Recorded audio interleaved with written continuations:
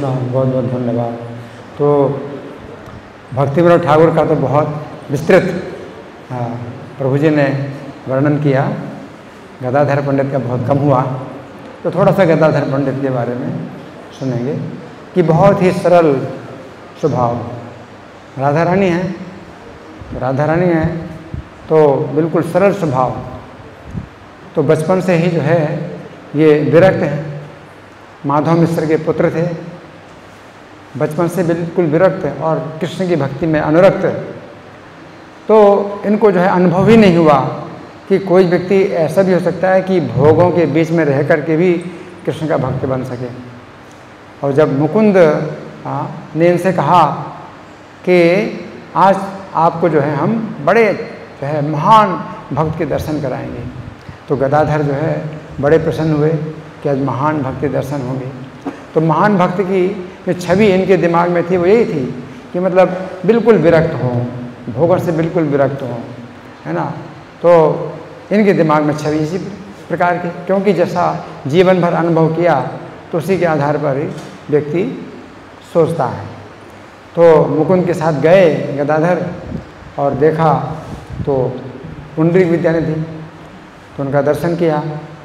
लेकिन वो तो जो है मतलब राजा की जैसे ठाट बाट हैं, सब सिल्क के वस्त्र हैं और खूब जो है इत्र फुलेल सब जो है वस्त्रों में और केशों में लगा हुआ है, और पीक दान है, इधर दोनों तरफ पीक दान है, और एक सेवक जो है उनको चमन डुला रहा है, दूसरा सेवक जो है पंखा कर रहा है ना। तो ये सब देखा तो दिमाग में बिल्कुल विचार बिल्कुल मतलब ऐसा हो गया, बदल गया कि मैं कहाँ आ गया, ये तो कोई राजकुमार है, ये तो भोगी है ना।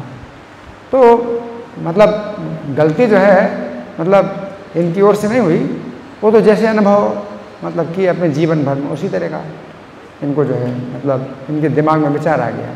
तो मन में विचार आ गया, लेकिन चूँकि पूरा नियंत्रण था, अपनी वाणी पर नियंत्रण था, तो मन में तो विचार आया कि मन को भी नियंत्रित कर लिया, वाणी को भी नियंत्रित कर लिया, मन वाणी शरीर पूरा नियंत्रण था। तो दिमाग में जो है चूँकि ये विचार आया तो मुकुंद जो है समझ गए, और कोई नहीं समझ पाया, मुकुंद ही समझ गए हैं। क्योंकि मुकुंद जो है गदाधर को भी जानते थे कि इनका जो है कैसा मतलब आचरण और इनका जो है कैसा स्वभाव। तो मुकुंद समझ गए कि गदाधर के मन में जो है कुछ शंका पैदा हो गई है। तो इनकी मन की शंका को दूर करने के लिए मुकुंद ने जो है श्लोक गाना शुरू किया।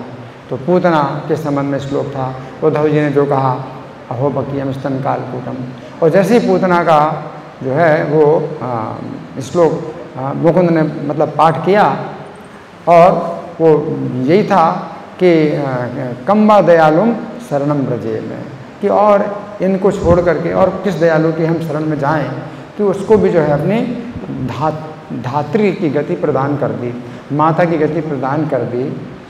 तो बस ये सुन करके ही जो है ये पूरा इनका जो सीन बदल गया, पुंडरीक विद्या का सीन बिल्कुल बदल गया। और अब तो जो है मतलब क्या हो गया उनका, मतलब सब बाल बिखर गए हैं, और कपड़े भी सब जो है सब फट फुट हो गए, और जो पलंग है वो भी टूट गया, और पैर पटक रहे हैं, और कितने आदमी हैं उनको पकड़ रहे हैं लेकिन तो अभी पकड़ नहीं पा रहे हैं, और जो है लौट रहे हैं बहुत। हाँ, इसी भाव में शोक कर रहे हैं कि मुझे कृपा नहीं मिली, हे कृष्ण, हाँ मुझे तो आपकी कृपा नहीं मिली। इस प्रकार के शोक में जब ये डूब गए और फिर जो है मूर्छित भी हो गए, मूर्छित हो गए, और 2 प्रहर तक ये मूर्छित रहे। तब गदाधर पंडित को जो है बड़ा अपने अंदर क्या हुआ, बड़ा पश्चाताप हुआ, बड़ा पश्चाताप हुआ। इस सरल हृदय सच्चे हृदय के जो भक्त होते हैं तो वो अपने दोस्त को जो है छिपाते नहीं हैं, अपना दोस्त छिपाते नहीं हैं, और अपने दोस्त पर जो है बड़ा जो है उनको शोक होने लगा। और मुकुंद से जो है बताने लगे कि आपने मेरी बड़ी रक्षा कर दी, क्योंकि मैं तो मन से अपराध कर रहा था, इतने बड़े वैष्णव हैं, तो अब मैं क्या करूं। तो गदाधर पंडित ने सुझाव दिया मुकुंद से कि मैं जो है इनसे अगर दीक्षा ले लूं, इनको मैं गुरु बनाऊं, तो जो है मैं अपराध से छूट जाऊंगा, मेरा अपराध छूट जाएगा। तो इस प्रकार से मुकुंद जब वो पुंडरीक विद्यानिधि जब होश में आए तो करीब 8-9 घंटे के बाद होश में आए, तब बिल्कुल सामान्य थे। और मुकुंद ने फिर जो है प्रस्ताव रखा पुंडरीक विद्यानिधि से कि इन्होंने जो है अपने मन में जो है आपके बारे में जो है विचार कर लिया था कि आप बड़े भोगी हैं, आप तो भक्त नहीं हैं। तो और बाद में जब इनको पता चला तो बहुत पश्चाताप कर रहे हैं और आपके शिष्य बनना चाहते हैं। तो जो है पुंडरीक विद्यानिधि ने अपना सौभाग्य माना कि इतने सरल हृदय के जो ब्रह्मचारी हैं वो अगर मेरे भक्त मेरे शिष्य बने तो मेरा बड़ा सौभाग्य है। और फिर चैतन्य महाप्रभु की आज्ञा ली गदाधर ने, और चैतन्य महाप्रभु की आज्ञा से फिर पुंडरीक विद्यानिधि को अपना गुरु बनाया। तो ये राधा रानी है, गदाधर पंडित राधा रानी है, और पुंडरीक विद्यानिधि कौन है? ब्रजभानु। तो जो ब्रज लीला में जो राधा रानी के पिता थे, गौर लीला में वही राधा रानी के गुरु बने। तो इस प्रकार से जो है पुंडरीक विद्यानिधि का जो है उन्होंने शिष्यत्व ग्रहण किया। तो इससे बड़ी शिक्षा प्राप्त होती है, बड़ी शिक्षा मिलती है कि अगर अपने से कुछ अपराध हो जाए तो हमारे अंदर जो है मतलब ये भाव होना चाहिए कि हाँ मेरे से अपराध हुआ, और मेरे से अपराध क्यों हुआ, ऐसा अपराध क्यों हुआ।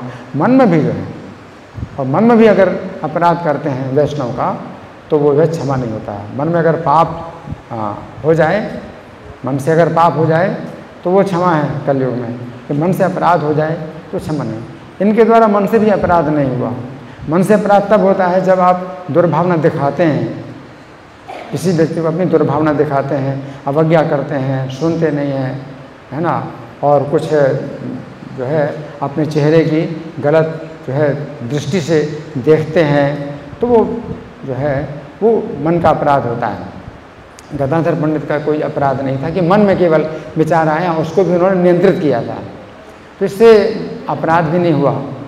लेकिन ये अपराध अपना मानते हैं तो ये बहुत विनम्रता है इनकी, गदाधर पंडित की जो है बहुत विनम्रता है ना।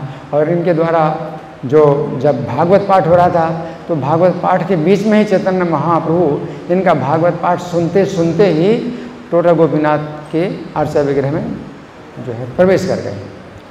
और तो गदाधर पंडित जो है अब भागवत पाठ जब भी करें तो उनको जो है वही लीला याद आती है कि भगवान चैतन्य जो है उनमें टोटा गोपीनाथ में प्रवेश कर गए और विरह का अनुभव करते हैं। और चूँकि विरह का अनुभव करते थे तो जितने भी पृष्ठ थे भागवत के वो सब इनके आंसुओं से भीग गए और सब अक्षर मिट गए, सब अक्षर मिट गए भागवत के, है ना। और फिर जो है इन्होंने टोटा गोपीनाथ के ही अर्चा विग्रह में प्रवेश किया।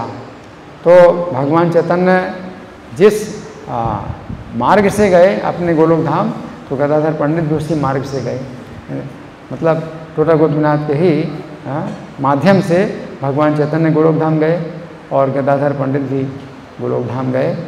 और इनका जो है तिरुभाव क्यों मनाया जाता है? एक शक्ति तत्व का तो तिरुभाव नहीं मनाया जाता है, तो हमारे लिए एक प्रश्न उठता है कि इनका तिरुभाव हम क्यों मनाते हैं? राधा रानी का या जो है और भी जो देवियाँ हैं उनका तिरुभाव नहीं मनाया जाता है, विष्णु तत्व का तिरुभाव नहीं मनाया जाता, शक्ति तत्व का तिरुभाव नहीं मनाया जाता, लेकिन इनका हम तिरुभाव क्यों मनाते हैं? तो इनका तिरुभाव इसलिए मनाते हैं क्योंकि इन्होंने जो है अपना वो भाव बिल्कुल ही छोड़ दिया। अब ये गदाधर पंडित जो है चूँकि पुरुष रूप में आए, फिर संन्यास भी लिया, तो स्त्रियां थोड़ी संन्यास लेती हैं, तो पूर्ण रूप से भगवान की संगति करने के लिए पुरुष रूप में आए, है ना। तो गदाधर पंडित का तिरुभाव हम इसी प्रकार मनाते हैं जैसे भक्तिविनोद ठाकुर का तिरुभाव मनाते हैं। वो कमल मंजरी हैं, तो कमल मंजरी हैं, तो तिरुभाव हम क्यों मनाते हैं? वो भी पुरुष रूप में आए और जो है उन्होंने भक्त का जो है अभिनय किया पूरी तरह से। तो राधा रानी भी जो है चूँकि स्वयं राधा रानी है, लेकिन गदाधर पंडित के रूप में आए तो हम इनका तिरुभाव मनाते हैं। तो इनका आविर्भाव तिरुभाव दोनों मनाया जाता है। और इनकी दंत समाधि वृंदावन में कोई स्थान है, दंत समाधि है, तो इनका शरीर तो जो है मतलब उसमें प्रवेश कर गए, पूरा शरीर तो प्रवेश कर गए, लेकिन अब जो भी हो इनका एक दांत जो है फिर भी प्राप्त हुआ, जो समाधि के रूप में उनकी समाधि है, ऐसा जो है कहा जाता है ना। तो 48 साल की अवस्था में भगवान चैतन्य ने जो है मतलब अपनी लीला में प्रवेश किया था। तो इनकी भी अवस्था करीब 48 वर्ष की थी, क्योंकि केवल 3-4 महीने ही केवल छोटे थे। तो उसी अवस्था में ये वृद्धि भी हो गए। 48 साल की अवस्था में कौन वृद्ध होता है? और 500 साल पहले तो और लंबी आयु होती थी, तो 48 वर्ष की अवस्था में कौन वृद्ध होता है? लेकिन चैतन्य के वियोग में ये जो है 48 वर्ष की अवस्था में इतने वृद्ध हो गए कि इनकी कमर झुक गई, और कमर झुक गई तो गोपीनाथ जी के जो है गले में माला नहीं पहना पाते थे। गोपीनाथ जी गले में माला पहनाने में बड़ी इनको जो है असुविधा होती थी, हैं। और गोपीनाथ जी इनकी माला को स्वीकार करने के लिए, वैसे तो राधा रानी ही है ना, तो श्री कृष्ण है, गोपीनाथ जी हैं, और गदाधर पंडित राधा रानी है। तो राधा रानी के जो है हाथ की माला स्वीकार करने के लिए गोपीनाथ जी बैठ गए, और ये उनका बैठना जो है एक बहुत बड़ी घटना है, जो कि वैष्णवों के लिए तो हर्ष का और विस्मय का विषय है ही है। लेकिन ये गोपीनाथ जी जो बैठे हुए हैं अर्चा विग्रह, तो ये सब एकमात्र वो अर्चा विग्रह है कृष्ण का, जो ऐसे बैठे हुए, जैसे आप लोग पालथी मार के बैठे हैं, ऐसे गोपीनाथ जी बैठे हुए हैं, है ना।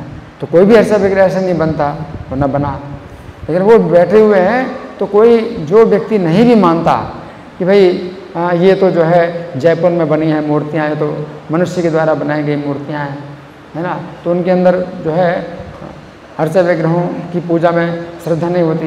लेकिन गोपीनाथ जी का दर्शन करके उसका भी जो है सिर झुक जाएगा, नास्तिक से नास्तिक व्यक्ति भी सिर झुक जाएगा कि मतलब मूर्ति बैठ गई।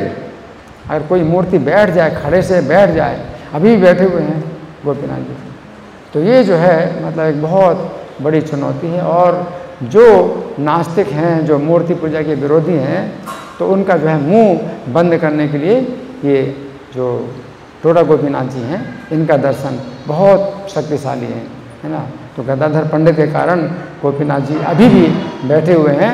ये गदाधर पंडित की बहुत बड़ी हमारे ऊपर जो है कृपा है कि ऐसा दर्शन भी जो है मतलब भगवान अभी भी दे रहे हैं भक्तों को। और देख करके ही जो है ये पूरी घटना दिमाग में आ जाती है कि देखो भगवान जो है गदाधर की भक्ति से कितने प्रभावित हैं, कितने जो है वो विमर्श हैं कि भगवान जो है खड़े से बैठे हुए हैं। तो गदाधर पंडित की जो है ये आज जो है कृपा का दिन है।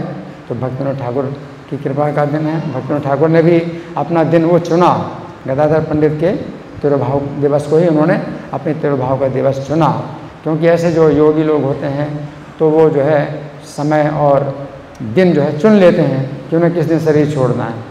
तो भक्तिविनोद ठाकुर चूँकि मंजरी हैं और राधा रानी गदाधर पंडित राधा रानी हैं, तो उन्होंने जो है फिर उसी दिन को चुना जिस दिन राधा रानी जो है अपने परम धाम में गई थी। श्रील गदाधर पंडित तिरुभाव तिथि महामहोत्सव की जय। श्रील भक्तिविनोद ठाकुर तिरुभाव तिथि महामहोत्सव की जय। तो हरे कृष्ण जैसे मंगल आरती में आपको सूचना दी गई थी, तो आप उस पर भोगार्पण